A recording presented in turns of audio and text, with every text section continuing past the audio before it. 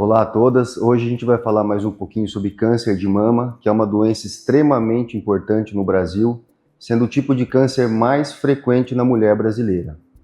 A gente tem que ter o cuidado de sempre tentar fazer o diagnóstico de câncer de mama numa fase mais precoce possível, onde a chance de cura é maior, o tratamento é menos agressivo e mais simples. A recomendação é que, após os 40 anos de vida, toda mulher comece a fazer o seu exame de mamografia anual, mesmo não sentindo nada. A partir desse tipo de orientação, a gente consegue detectar câncer de mama em fases antes de ter um nódulo palpável.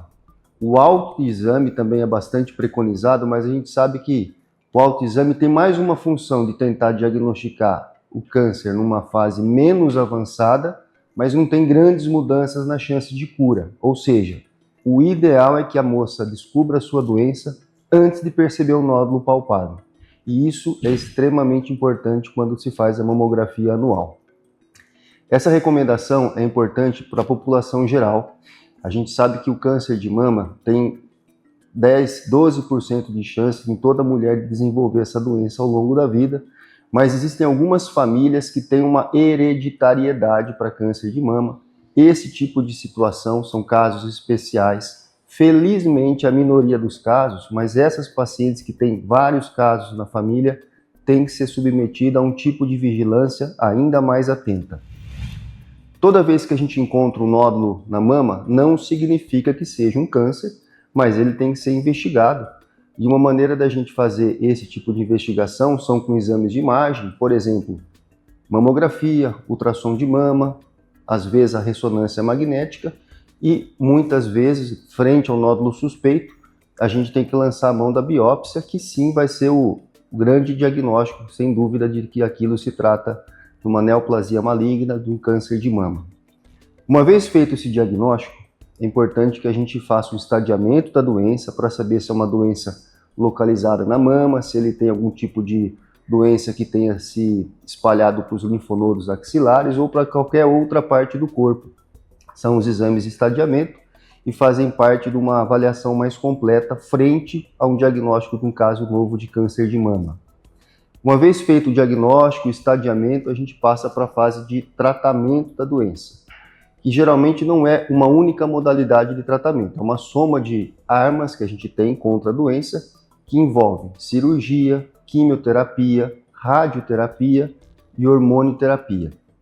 Faz parte de um quadro ideal é que esse câncer seja diagnosticado em fase mais inicial, com tratamento menos agressivo, muitas vezes uma cirurgia que a gente tira só a área doente da mama, faz uma biópsia do linfonodo sentinela, e esse tipo de cirurgia menos agressiva causa menos morbidade e a paciente consegue retomar a vida dela de maneira mais precoce. Mas eu sempre volto a citar, é importante que você que sinta qualquer alteração na mama, procure imediatamente o seu médico ginecologista, seu médico mastologista, para fazer uma avaliação mais completa daquela alteração. E o ideal também é que, mesmo antes de você sentir qualquer alteração, faça seus exames de rotina, não fique esperando encontrar alguma alteração para depois procurar atendimento. Essa recomendação é principalmente para as mulheres acima de 40 anos. Outra coisa importante é que a gente sabe que 90% dos casos de câncer de mama são aleatórios na população. Não são aqueles casos relacionados a uma certa hereditariedade. Então, mesmo você não tendo caso na família, você tem que se cuidar. E existem algumas coisas que a gente faz para diminuir o risco dessa doença. Por exemplo, uma alimentação saudável, com baixo teor de gordura, evitar bebida alcoólica. Quando a moça entra numa menopausa e precisa de tratamento, a recomendação é que esse tratamento não extrapole os 5 anos, senão o risco de câncer de mama começa a aumentar. Outros fatores que ajudam a proteger, não tem tanto impacto, mas acaba ajudando, é o fato de ter gravidez, mais de uma, e a amamentação. E tudo isso é feito para tentar diminuir a chance dessa doença aparecer, uma vez feito o diagnóstico, o mais precoce possível.